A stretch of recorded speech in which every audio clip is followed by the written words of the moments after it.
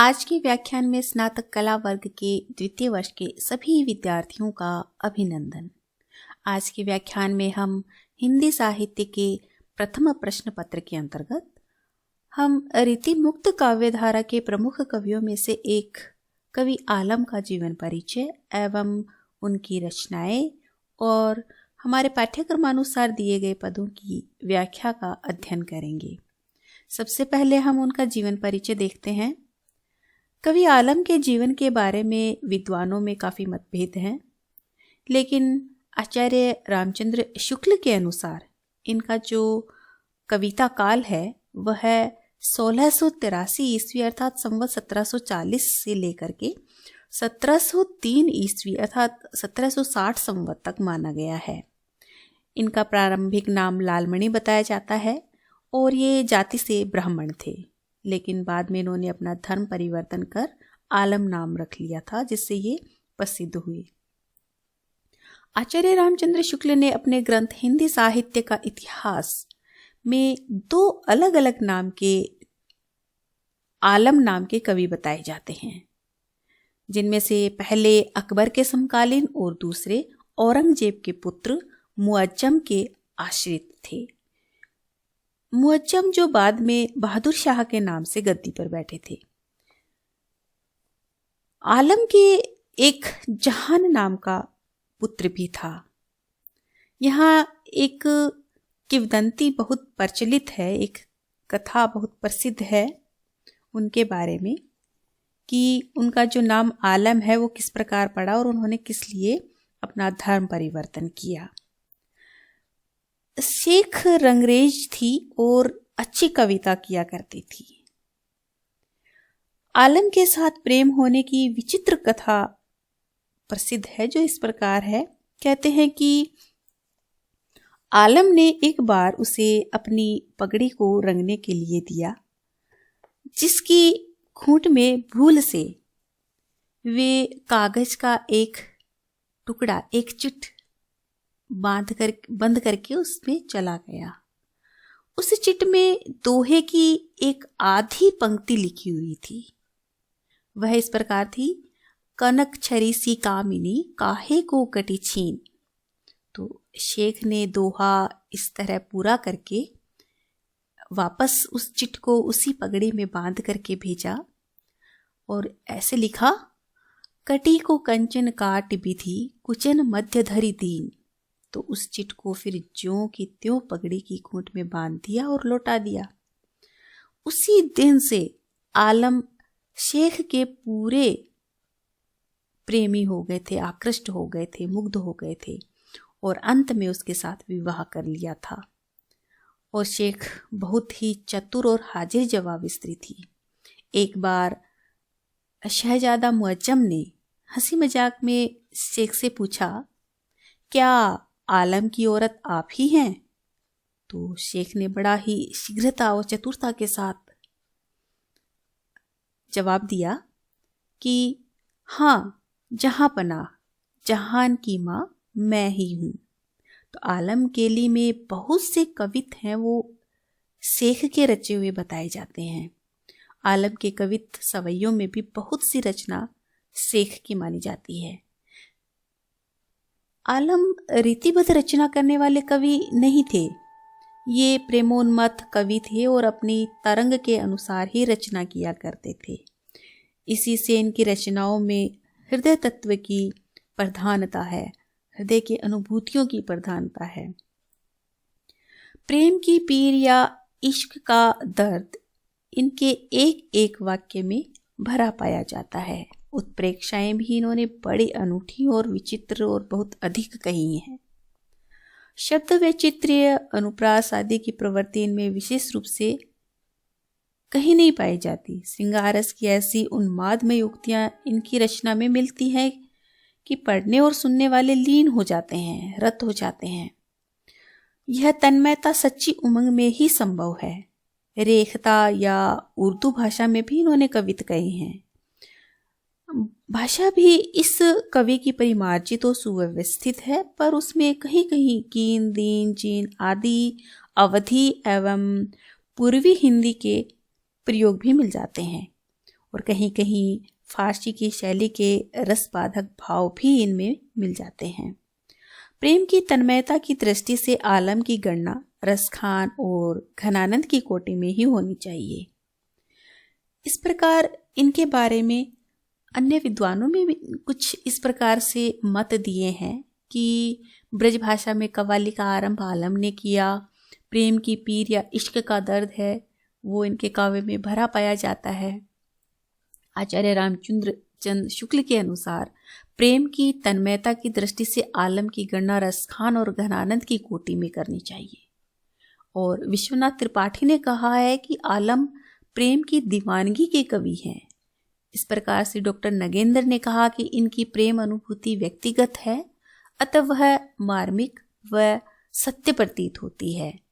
तो आचार्य रामचंद्र शुक्ल ने उनके बारे में कहा कि आलम प्रेमोन्मत्त कवि हैं और अपनी तरंग के अनुसार रचना करते हैं। तो इसी कारण से वे रीति मुक्त काव्य धारा अर्थात स्वच्छंद काव्य धारा के अंतर्गत प्रमुख कवियों में से एक कवि माने जाते हैं। आज हम उनकी प्रसिद्ध जो रचनाएं हैं उनके बारे में बात करेंगे। उनकी प्रसिद्ध रचनाओं में से 4 जो हैं माधव नल कामकंदला, श्याम सनेही, सुदामा चरित और आलम केली। यहाँ पे आचार्य रामचंद्र शुक्ल ने अपने ग्रंथ हिंदी साहित्य का इतिहास में उन्होंने इस प्रकार से उनकी रचनाओं के बारे में चर्चा की है कि सूफी प्रबंध काव्य माधवानल कामकंदला को उन्होंने पहले आलम की रचना माना और आलम केली को दूसरे आलम की रचना। अब श्याम सनेही और सुदामा चरित, ये जो 2 रचनाएं हैं, तो इनमें से माधवानल कामकंदला, श्याम सनेही और सुदामा चरित हैं, ये तीनों प्रबंध काव्य के अंतर्गत मानी गई। और एक मुक्तक संग्रह आलम केली जो आलम के नाम से प्राप्त हैं।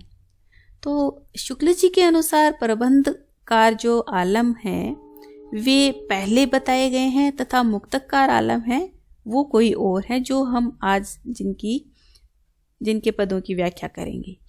तो काव्य रूप और शैली की भिन्नता इस मान्यता के मूल में निहित है। लेकिन जो रंगरेज शेख के संबंध में उनका नाम आलम हो गया था, तो वही मुक्तकार आलम माने गए हैं। तो शुक्ल जी ने स्वच्छंद प्रवृत्ति का कवि कहा है इनको। तो प्रबंधकार आलम तो सूफी प्रभाव से युक्त शुद्ध प्रेमाख्यानक काव्य परंपरा के कवि हैं। इसके विपरीत पंडित विश्वनाथ प्रसाद मिश्र ने दोनों को एक ही व्यक्ति माना है। लेकिन ये विवाद के पक्ष विपक्ष में हमें नहीं जाना है, लेकिन इतना अवश्य है कि स्वच्छंद धारा की विशेषताओं के दर्शन हमें आलम केली में मिल जाते हैं।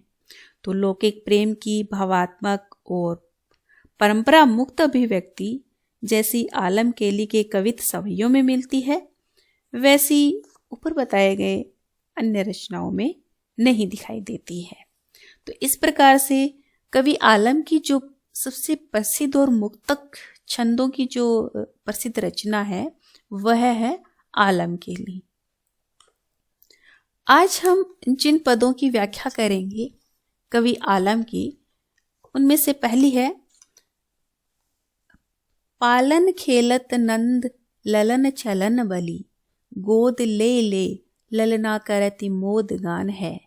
आलम सुकवि पल पल मैया पावे सुख, पोषति पीयूष सुकरत पय पान है।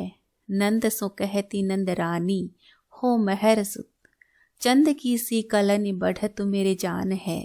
आई देखी आनंद सो प्यारे कान्ह आनंद में, आन दिन आन घड़ी आन छवि आन है। इस प्रस्तुत अवतरण में कवि आलम ने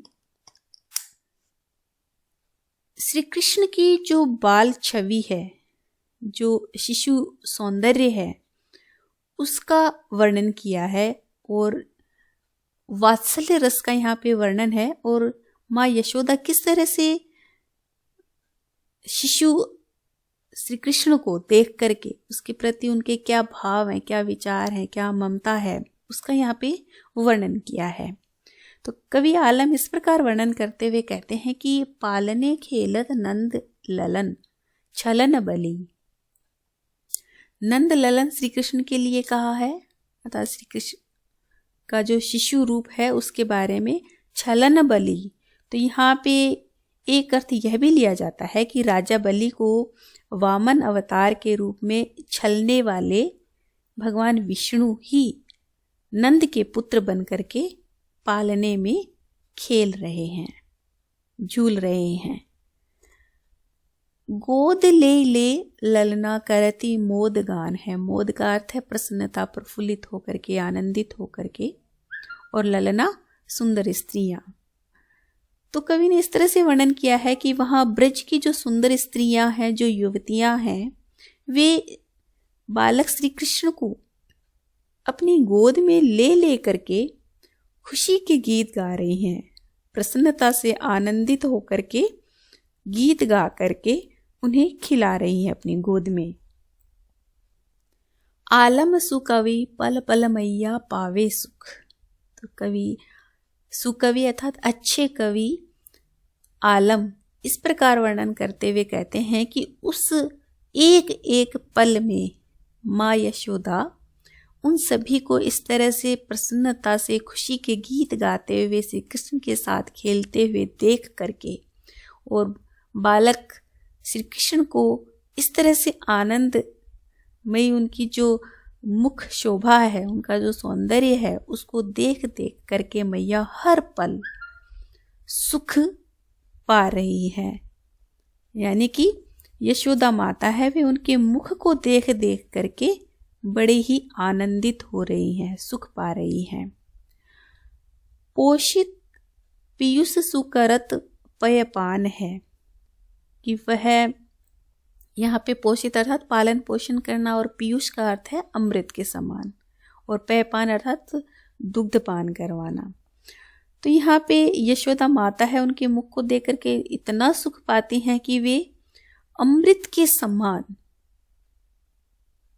उनको अपना दुग्ध पान करवा कर बालक श्री कृष्ण को उनका पालन पोषण करती हैं और सुख का अनुभव करती है। नंद सो कहती नंद रानी हो महर सुत। तो राजा नंद की रानी माँ यशोदा उनसे इस प्रकार से कहती हैं कि हे प्रिय नंद, कि मुझे तो इस तरह से ऐसे लगता है कि यह बालक, नंद सो कहती नंद रानी हो महर सुत, चंद की सी कलनी बढ़ तू मेरे जान है। चंद की सी कलन अर्थात चंद्रमा की सी कलाएं जिस प्रकार बढ़ती हैं और चंद्रमा का सौंदर्य और भी बढ़ता जाता है, उसी तरह से श्री कृष्ण को बाल रूप में देख करके नंद बाबा से माँ यशोदा इस तरह से वर्णन करती है कि हे नंद प्रिय, मुझे तो लगता है कि यह बालक श्री कृष्ण चंद्रमा की समस्त कलाओं के समान बहुत ही तेजी से इसका जो सौंदर्य बढ़ रहा है। तो ऐसा लग रहा है कि आई देख आनंद सो प्यारे कान्हे आनंद में, आनंद का अर्थ मुख। तो कि मैं जब भी श्री कृष्ण के मुख का सौंदर्य देखती हूँ तो मुझे वह चंद्रमा की बढ़ती हुई कलाओं के समान बहुत ही सुंदर, उसकी जो छवि है वो बहुत ही सुंदर लगती है। तो मुझे उस सौंदर्य को देख करके बहुत ही आनंद की प्राप्ति हो रही है। आई देखिए आनंद सो प्यारे कहने आनंद में, आन दिन आन घड़ी आन छवि आन है।